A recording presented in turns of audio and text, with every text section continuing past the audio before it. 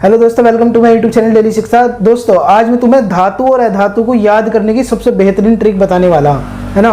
याद भी छोड़ो, तुम उसे देख के ही पता लगा लोगे कि धातु है या अधातु, है ना। और इसी तरीके से मैं तुम्हें अम्ल और क्षार की ट्रिक भी बताऊंगा अभी बाद में। पहले फिलहाल अभी इसे धातु और अधातु को जानते कि इसका पता कैसे लगाएंगे एग्जाम में, मिनटों सेकंडों में कैसे पता लगा लेंगे कि ये धातु है या अधातु, है ना। तो दोस्तों आइए आज का लेक्चर स्टार्ट करते हैं। देखो धातु किसे बोलते हैं, सबसे पहले ये समझ लो, है ना। मैं देखो कुछ एक्सेप्शन होंगे इसमें, अपवाद होंगे। अपवाद तो हर जगह होते हैं ना, तो अपवाद को छोड़ के अगर तुम जो ये बाकी दिए हुए अगर इन्हें समझ लो तो तुम्हें अपवाद भी फिर इतना भारी लगने के वो भी तुम्हारी याद हो जाएंगे। दोस्तों देखो, तुम अगर एग्जाम दे रहे हो ना, वहाँ क्या आते हैं, टिक मार आते हैं। वहाँ तो मतलब सेकंड का वो होता है, मतलब जैसे क्या कर देते हैं 90 मिनट में 100 क्वेश्चन दे देते हैं। तो इतना अगर दिमाग वहाँ लगाएंगे ज़्यादा तो हो सकता है कि फिर हम पूरा पेपर ही अटेम्प्ट ना कर पाए।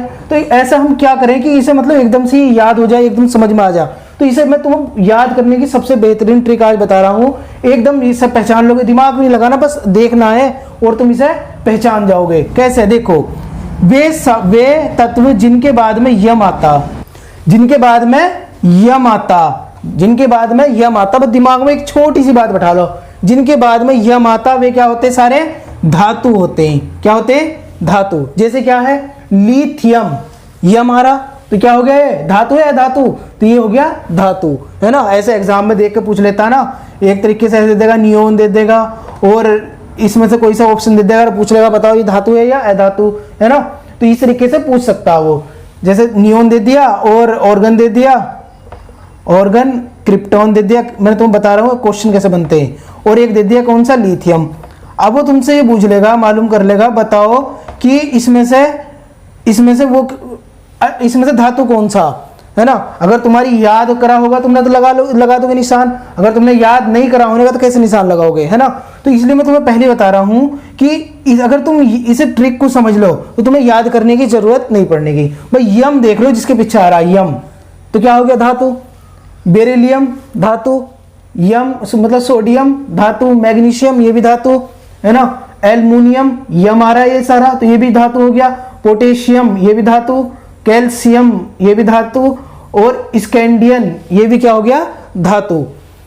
टाइटेनियम ये क्या हो गया, ये भी धातु। क्रोमियम ये भी धातु। यम देखो इन सबके पीछे क्या आ रहा है, यम आ रहा है, तो सारे के सारे क्या हो गए, ये हो गए धातु। जिनके पीछे यम आता है वे क्या होते हैं, धातु कहलाते हैं, है ना। ये पॉइंट तुम याद रखना। देखो जैसे सीनियम हो गया, पोलिनियम हो गया, प्लेटिनियम हो गया, ये सारे क्या है, ये सारे धातु हैं क्योंकि यम आ रहा है इनके बाद में। Caesium, indium, osmium, radium, thorium, uranium. तो बहुत इजी हो गया ना। लेकिन इसमें कुछ है जैसे जिंक हो गया, टीन हो गया, लोहा हो गया, ये भी तो धातु है ना। तो ये क्या होते हैं, ये अपवाद होते हैं। अगर तुम इन्हें अच्छे तरीके से समझ लोगे तो अपवाद तो अपना आप ही याद हो जाएंगे वो। देखो अब बात करते हैं हम अधातु की। अधातु क्या होते हैं, देखो हाइड्रोजन, बोरोन, जिनके बाद में न आता, याद रखो जिनके बाद में यम आता वो क्या हो गया, धातु। जिनके बाद में न आता वो क्या होता, अधातु, है ना। जैसे हाइड्रोजन न आ रहा बाद में, बोरोन न, कार्बन ये भी क्या हो गया, अधातु। नाइट्रोजन ये भी अधातु है। ऑक्सीजन ये भी अधातु है। क्लोरीन, ब्रोमीन, देखो फास्फोरस जिसमें बाद में से आता, है ना, तो वो भी क्या होते हैं, वो भी अधातु होते हैं, है ना। ये पॉइंट याद रखना, जिनके बाद में से आता। नियोन न आ रहा बाद में, इसमें देखना ही नहीं है। ऑर्गन हो गई, क्रिप्टॉन हो गई और जेनॉन हो गई, रेडॉन हो गई, सारे के सारे क्या हो गए, ये अधातु हो, क्योंकि इनके बाद में न आ रहे। अब तुम पहचान लोगे ना, आंख बंद करके भी, आंख तो खोलनी पड़ेगी, बस ज्यादा दिमाग नहीं लगाना, आंख ही खोलनी बस, और कुछ नहीं। न देखना बस, न और यम देखना बस, बाकी तुम्हें और कुछ नहीं देखना। तो दोस्तों मैंने तुम्हें ये धातु और अधातु बताए। अब हम देखते हैं उपधातु किसे बोलते हैं, है ना। उपधातु हम कैसे याद रखेंगे उसकी ट्रिक देख लो, बहुत इजी है। अगर तुमने ये याद हो गया, ये तो तुम्हें पता चल गया।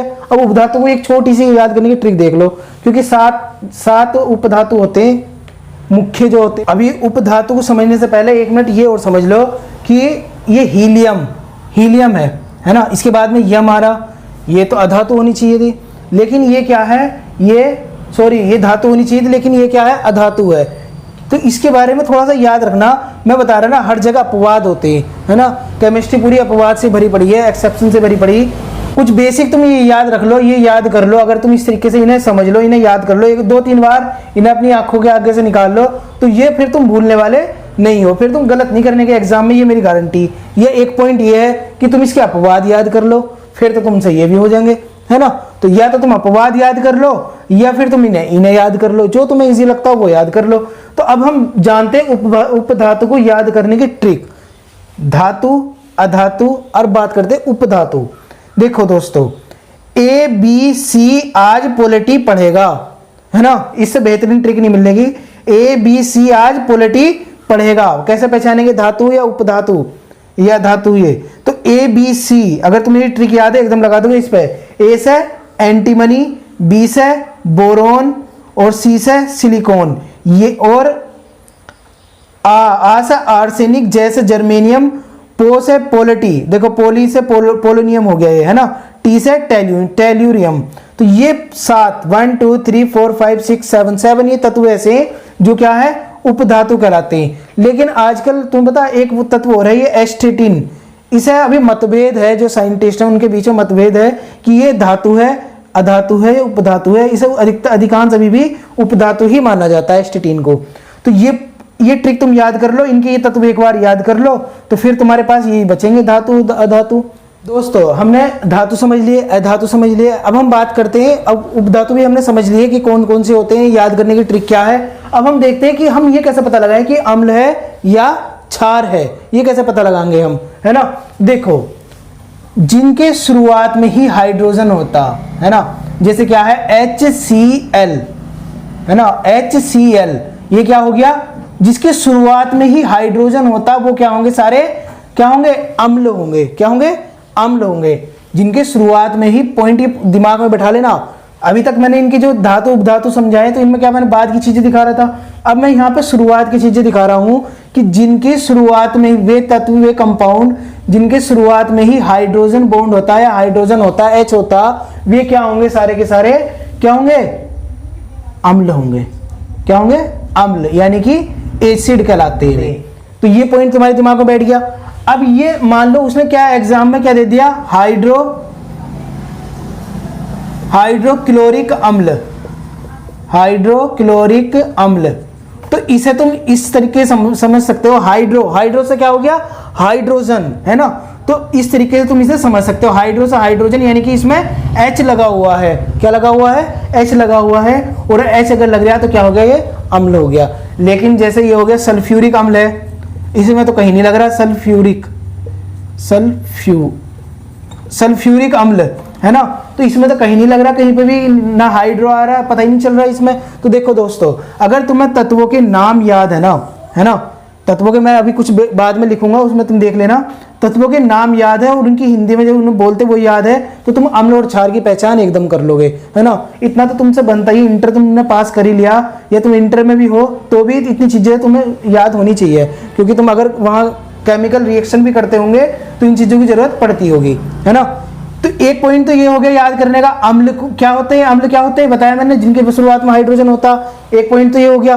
दूसरा पॉइंट देखो, वे मतलब अधातु के, ये परिभाषा लिख रहा हूं मैं, अधातु के ऑक्साइड, अधातु के ऑक्साइड, अधातु के ऑक्साइड भी क्या कहलाते हैं, अम्ल कहलाते हैं। देखो मैंने क्या बोला अभी, अम्ल के क्या होंगे, वे सॉरी अधातु के ऑक्साइड क्या कहलाते हैं, अम्ल कहलाते हैं। जैसे क्या है H, हाइड्रोजन क्या है, एक अधातु अभी बताया जिसके बाद में नहीं आ रहा, और इसके ऑक्साइड जिनके बाद में वो आता, क्या होगा, ये भी क्या होगा, ये भी अम्ल होगा। क्या होगा, अम्ल।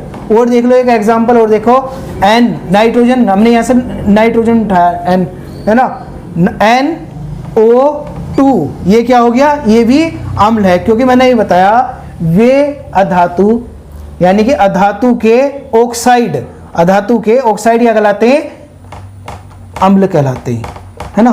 तो ये एक याद करने की ट्रिक मैंने तुम्हें बताई। दोस्तों, मैंने तुम्हें 2 ट्रिक बता दी, एक तो वे जिनकी शुरुआत में H होगा, हाइड्रोजन होगा, एक वो बता दी इनके अधातु के ऑक्साइड, जितने भी तत्व यहाँ पे मैंने तुम्हें बताया, जिनके बाद में नहीं आता, ये याद करने की जरूरत नहीं, जिनके बाद में नहीं आता उनके अगर ऑक्साइड है कैसे पहचानोगे। जैसे हमने इसमें तत्व कौन सा लिया, नाइट्रोजन, इसके बाद में क्या आ रहा, न आ रहा, नाइट्रोजन को N से लिखते हैं, और ये क्या हो गया, इसका ऑक्साइड हो गया, O2 क्या हो गया, ऑक्साइड हो गया। भाई यहां से पहचान लो, ये शुरू वाला तत्व देख लो क्या है, N है, यानी कि नाइट्रोजन है। N न बाद में आ रहा क्या है, अधातु है, और अधातु के मैंने तुम्हें परिभाषा क्या लिखवाई, अधातु के ऑक्साइड, अधातु में अगर ऑक्साइड और जुड़ गया तो क्या हो गया, वो अम्ल हो गया। तो दो ट्रिक हो गई, हाइड्रोजन और इसके ऑक्साइड। एक पॉइंट और याद रखो, वे तत्व जिनमें COOH आता, वे तत्व जिनमें COOH आता, वे कंपाउंड जिनमें COOH आता, वे भी क्या होते, अम्ल कहलाते। क्या कहलाते, अम्ल। दोस्तों अभी मैंने तुम्हें अम्ल को पहचानने की सबसे पहली ट्रिक क्या बताई थी कि तत्वों के शुरू में देख लो तो तुम्हें पता चल जाएगा कि वो अम्ल है या क्षार है ना, अम्ल है या नहीं, तुम उसे पता चल जाएगा अगर तुम शुरुआत में देख लोगे उसके, है ना। अगर हमें अम्ल को पहचानना ऐसे समझो तो उसके तत्व की शुरुआत में देखते हैं हम क्या लिखा हुआ है ना। लेकिन अगर हमें क्षार देखना यानी कि भस्म को देखना तो हम क्या करेंगे, उसके लास्ट में जाकर देखेंगे। अगर उसमें OH है, लास्ट में OH है तो क्या होंगे, वो सारे के सारे भस्म यानी कि क्षार होंगे। क्या होंगे, क्षार। ये पॉइंट याद रखना, बेस इंग्लिश में भी लिख दिया लो, बेस। जिसके बाद में OH होगा वो क्या होंगे, सारे क्षार होंगे। जैसे सोडियम हाइड्रोक्साइड, पोटेशियम हाइड्रोक्साइड, है ना, calcium hydroxide, ammonium hydroxide, lithium hydroxide, सब में OH लग रहा। यहाँ देखो तत्वों को याद, अगर तुम्हें ये याद होंगे तो हाइड्रोक्साइड तो अपना आप ही लगा लोगे तुम, है ना। मैं केवल ये कोशिश कर रहा हूं कि तुम ये तत्व अगर लिखे आते हैं ऐसे तो इनसे तुम अम्ल और क्षार को पहचान सको। क्षार को पहचानने का एक तरीका ये हो गया कि बाद में देख लो, है ना। अभी मैंने तुम्हें कुछ देर पहले अम्ल के बारे में पढ़ाया था कि अम्ल को अगर अधातु के साथ अगर ऑक्साइड है, कोई ऑक्साइड लिखा हुआ तो वो क्या होगा, अम्ल होगा। देखो तुलना करके याद करोगे एकदम याद हो जाएगा। तो क्या होगा, अम्ल। लेकिन धातु के साथ अगर ऑक्साइड है, तुम्हारे दिमाग में ये आ रहा होगा ना कि यार तुमने ये तो बता दिया कि धातु के साथ ऑक्साइड है तो अम्ल है। अगर इनके साथ अगर ऑक्साइड आ गए तो क्या होगा, तो दोस्तों वो होगा बेस यानी क्षार। जैसे क्या है, मैग्नीशियम Mg, मैग्नीशियम ऑक्साइड, ये क्या हो गया, ये क्षार हो गया। देखो इसमें OH नहीं आ रहा, इसमें हाइड्रोजन नहीं आ रहा, तो ये क्या होगा, लेकिन इसमें क्या आ रहा, धातु है, मैग्नीशियम, मैग्नीशियम। यम आ रहा क्या है, धातु है, और धातु के साथ क्या है, O यानी ऑक्साइड है, तो क्या हो गया, क्षार हो गया, है ना। तो इस तरीके से तुम इसे बहुत अच्छे तरीके से याद रख सकते हो। अगर तुम्हें समझ नहीं आता एक बार फिर से वीडियो को रिवाइंड करके देखो, बहुत आसान तरीके से तुम्हें ये याद हो जाएंगे। दोस्तों आज का लेक्चर तुम्हें कैसा लगा, अगर पसंद आता है लाइक करना। मिलते हैं फिर नेक्स्ट लेक्चर में, तब तक के लिए थैंक्स अ लॉट, जय हिंद।